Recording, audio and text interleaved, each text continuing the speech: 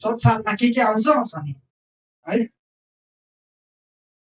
जब पत्रुस समुद्रमा हिँड्दै जाँदाखेरि के आयो भन्नुहोस् त, समुद्रमा स्ट्रोम आयो है, ठुलो तुफान आयो। समुद्र संसार हो, संसार समुद्र हो, यहाँ तुफान आउँछ, घटीकमीको तुफान आउँछ, रोग बिमारको तुफान आउँछ, विरोधको तुफान आउला, लडाइँ झगडाको तुफान आउला, अशान्तिको तुफानहरू आउला, के तुफान आउँछ चाहिँ संसारको। पत्रुस जब यीशुलाई हेरिरह्यो, यीशुलाई हेरेर जब अगाडि बढ्दै गयो नि, सायद 5-6 कदम त अगाडि बढिसकेको थियो पानीमाथि हिँड्नु। यीशु ख्रिस्टले पानीमाथि हिँड्नु भयो नि होइन, यीशु ख्रिस्ट पानीमाथि हिँड्नु भयो।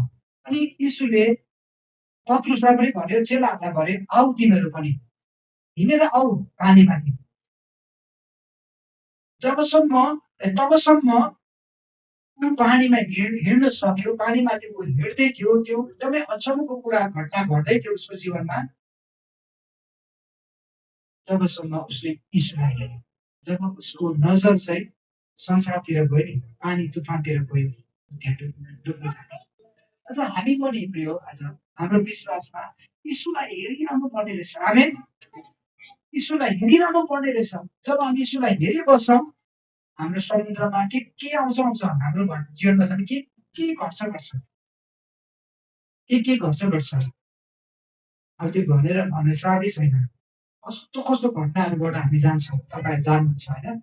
त्यो चाहिँ समुद्रको तुफानहरू हो, तपाईँले मेरो जीवनलाई हल्लाउने, विश्वासलाई हल्लाउने। तर तपाईँले मैले यीशुलाई ताकिरह्यो भने, हेरिरह्यो भने, त्यो समुद्रमाथि तपाईँ र मलाई प्रभु हिँडाउनुहुन्छ, विजय दिनुहुन्छ।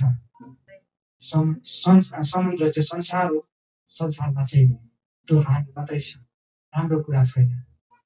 तुफानै मात्रै छ, डराउने कुराहरू मात्रै छ। तर तपाईँ म किन डराउने, किनभने तपाईँ र मसँग चाहिँ पानीमाथि हिँड्ने यीशु हुनुहुन्छ।